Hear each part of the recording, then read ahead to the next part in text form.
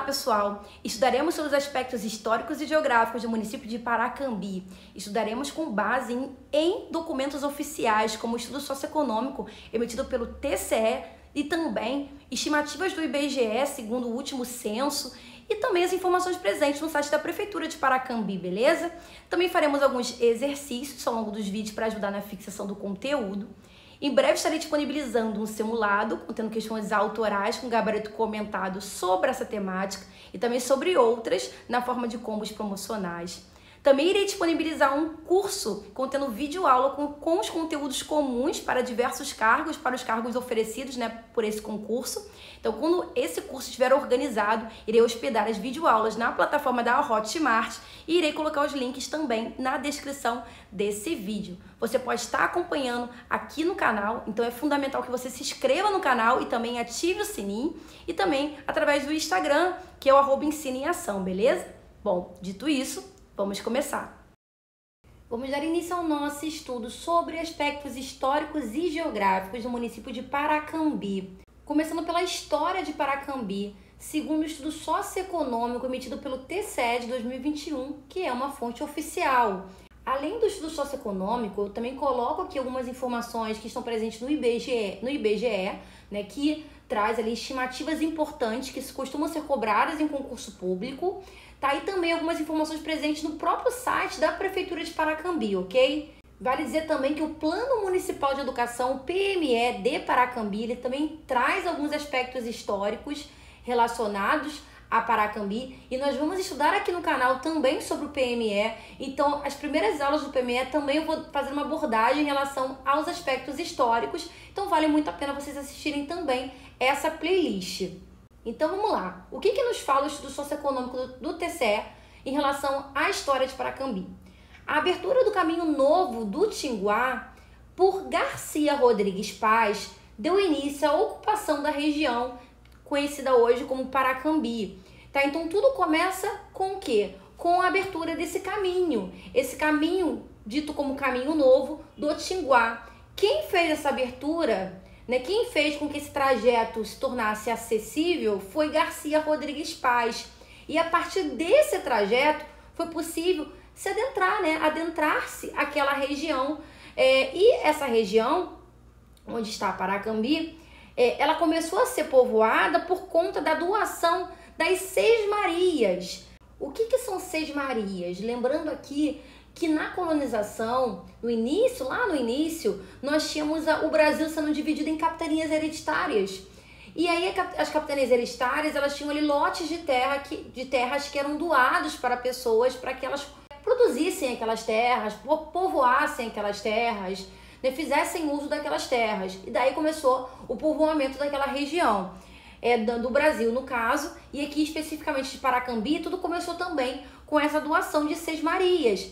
As margens do caminho, as margens desse caminho novo do Tinguá, que foi feito por Garcia Rodrigues Paz. E tudo começou ali às margens do caminho, mas depois você teve ali esses lotes de terra, eles foram sendo explorados, eles foram sendo povoados e foi sertão adentro. Então começa as margens do caminho, mas depois vai e segue sertão adentro. Então vai adentrando, então vai explorando as áreas mais internas. Uma outra figura muito importante, muito presente na colonização do Brasil, foram os jesuítas. Os jesuítas que catequizavam os povos indígenas nessa época da colonização.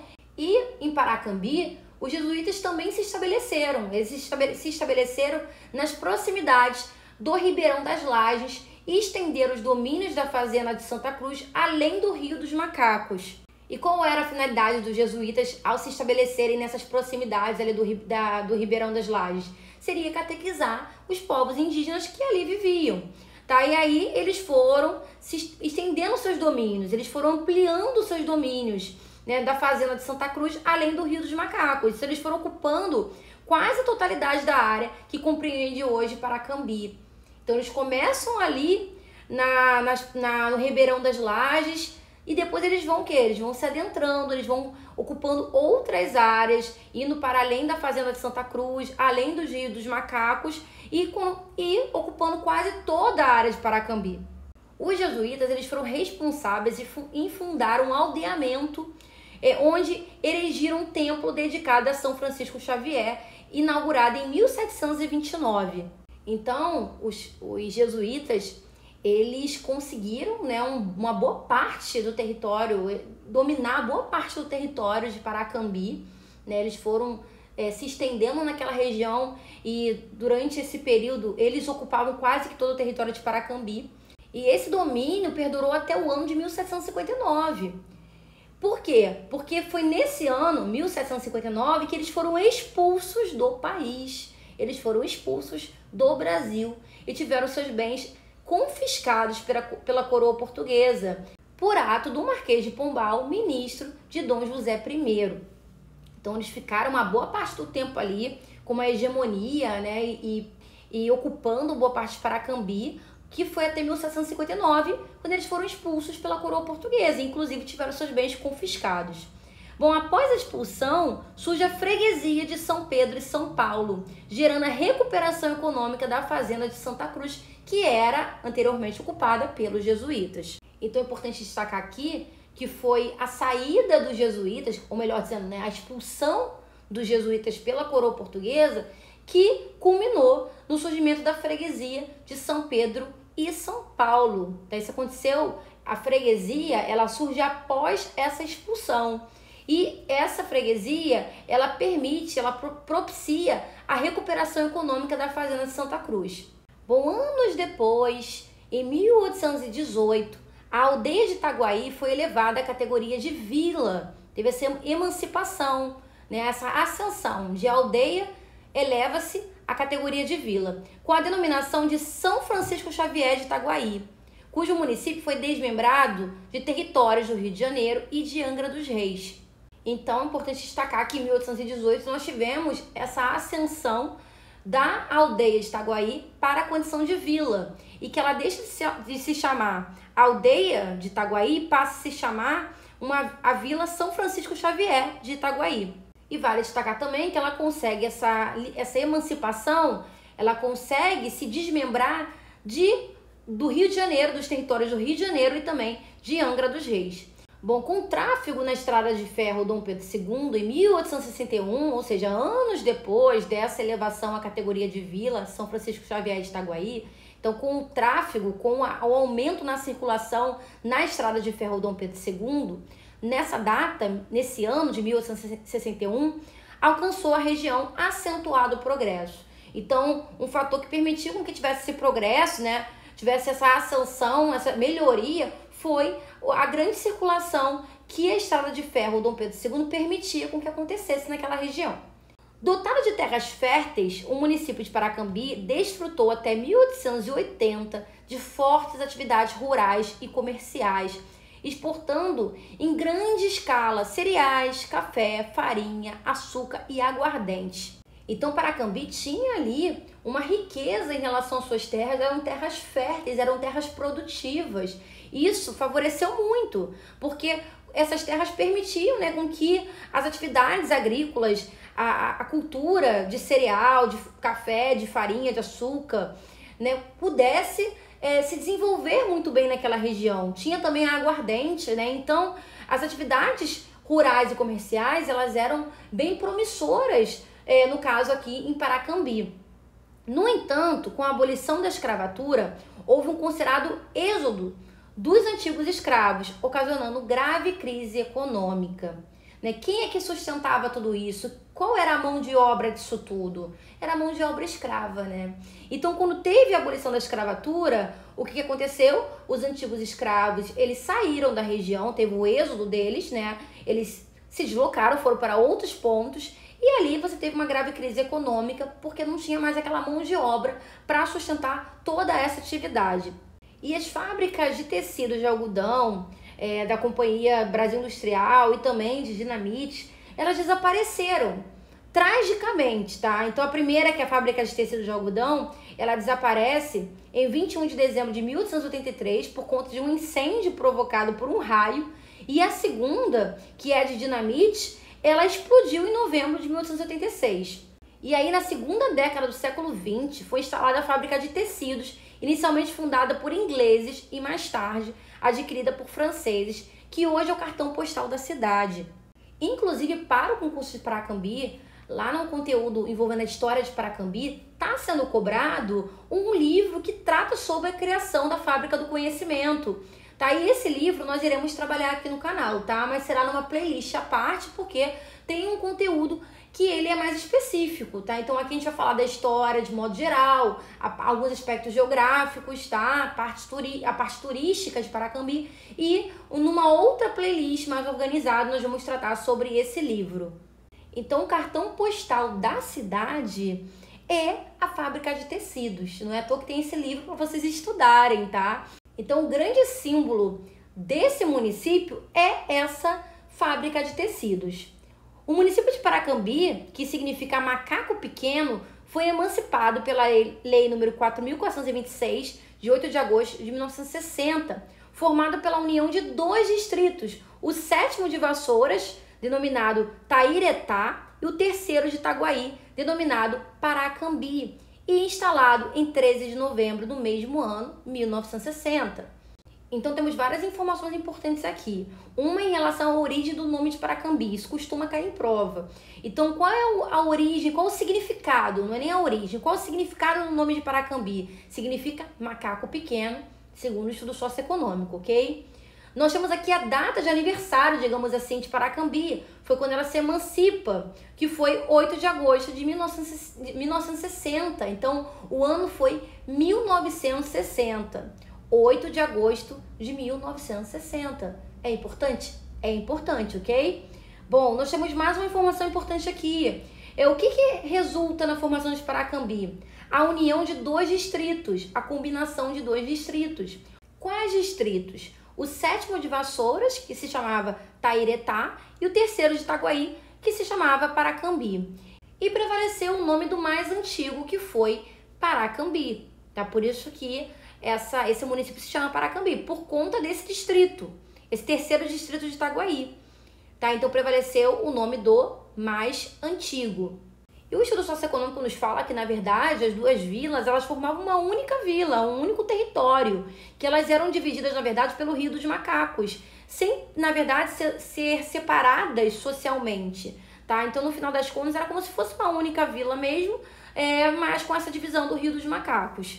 E aí eu também trouxe as informações presentes no site da prefeitura. Eu vou repetir aqui algumas informações, é até bom para a memorização de vocês, mas é sempre importante colocar em outras perspectivas, porque às vezes o site ele traz informações a mais. Às vezes o estudo socioeconômico ele também traz informações a mais e uma complementa a outra, tá? Por isso que também é importante vocês estudarem comigo o PME, porque eu também vou colocar ali um pouco da história na perspectiva desse documento. Então vamos lá. Segundo o site da prefeitura, em 1960, o 7º distrito de Vassouras, denominado Tairetá, e o 3º de Itaguaí, denominado Paracambi, uniram-se e formaram um único município.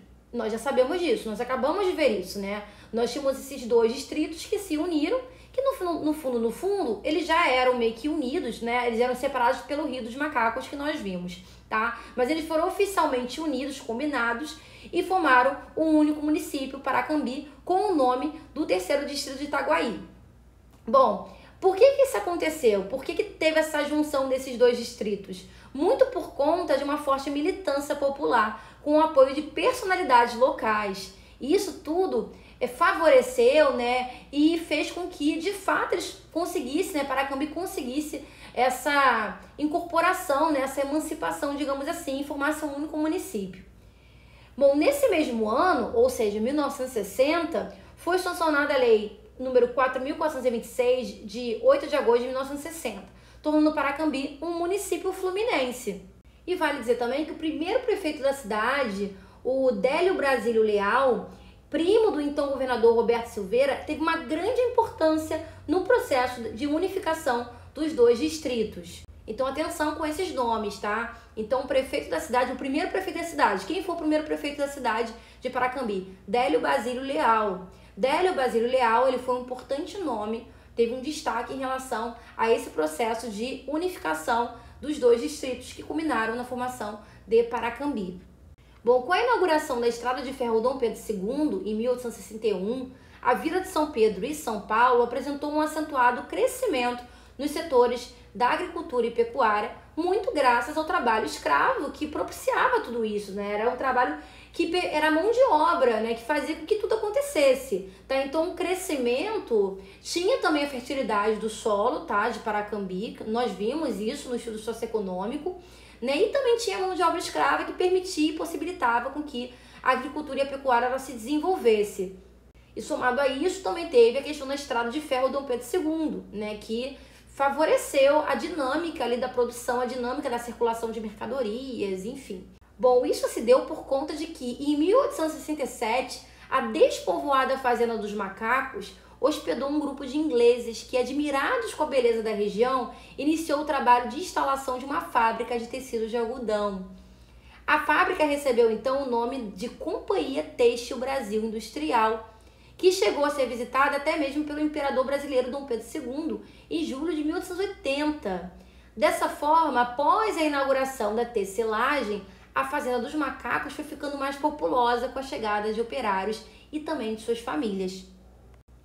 Então, gente, percebam que a questão da fábrica, a fábrica de tecidos, é o cartão postal de Paracambi. E aí o site da prefeitura nos fala o seguinte, que a Fazenda dos Macacos, ela era despovoada, ela não tinha muitas pessoas ali. E aí ela começa a hospedar um grupo de ingleses que começam a se encantar pela região de Paracambi, se encantar por aquela região e começa e dá início, né, a esse trabalho de instalação da fábrica de tecidos de algodão, que é muito importante, que foi muito importante para Paracambi. A fábrica, então, recebe esse nome, Companhia Têxtil Brasil Industrial. E essa fábrica ela é tão marcante, tão importante para Paracambi, que ela foi até mesmo visitada pelo imperador Dom Pedro II. Então é importante você se associar à instalação da fábrica de tecidos de algodão com a chegada dos ingleses, onde? Na Fazenda dos Macacos, que até então era o quê? Era despovoada. Mas eles chegam, eles se encantam, ficam admirados com a região de Paracambi e começam a investir ali naquela região. E aí, claro, com uma fábrica de tecidos de algodão, você vai precisar de quê? Você vai precisar de pessoas para trabalhar, você vai precisar de operários. Então, o que começa a acontecer? Começa a chegar naquela região que até então era despovoada, operários e as suas famílias, para poder o quê? Para poder trabalhar nessas fábricas.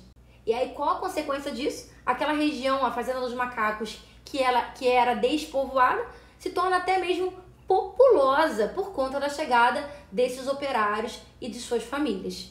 O site da prefeitura também nos coloca aqui em relação à questão do comércio de Paracambi, que até 1885 ele era bem precário, tinha 2 padarias apenas, 10 armazéns, uma única capela, 2 farmácias.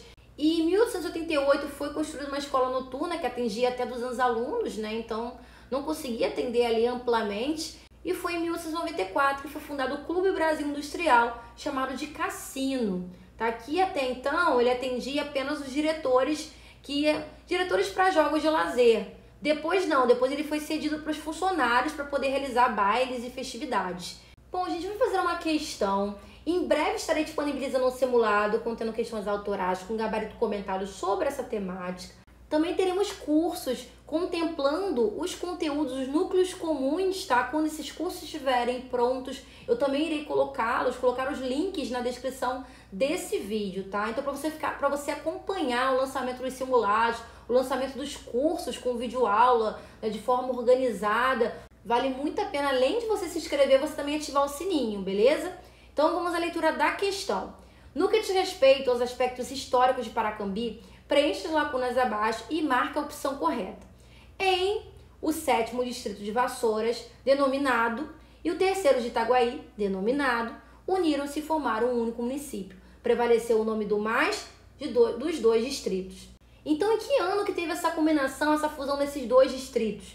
Nós vimos bem isso, foi em 1960, né? O 7º distrito de Vassouras, ele se une ao 3º distrito de Itaguaí. O 7º distrito de Vassouras se chamava Tairetá e o 3º de Itaguaí se chamava Paracambi. E aí prevaleceu o nome de quem? Prevaleceu o nome do mais antigo, no caso de Paracambi. Então, a letra D é a nossa resposta.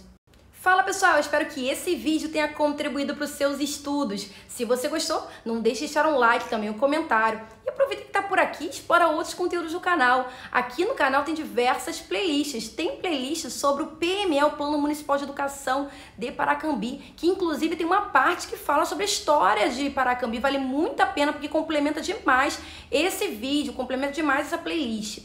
Também tem playlist sobre legislação educacional, tem playlist da Banca IBAN de português, com simulados de português da Banca IBAN, tem playlist de fundamentos de educação, simulados de fundamentos de educação, também da Banca IBAN, tem playlist de legislação ambiental, entre tantas outras. Então maratone para o seu concurso. É isso, bons estudos e eu vejo vocês nos próximos vídeos.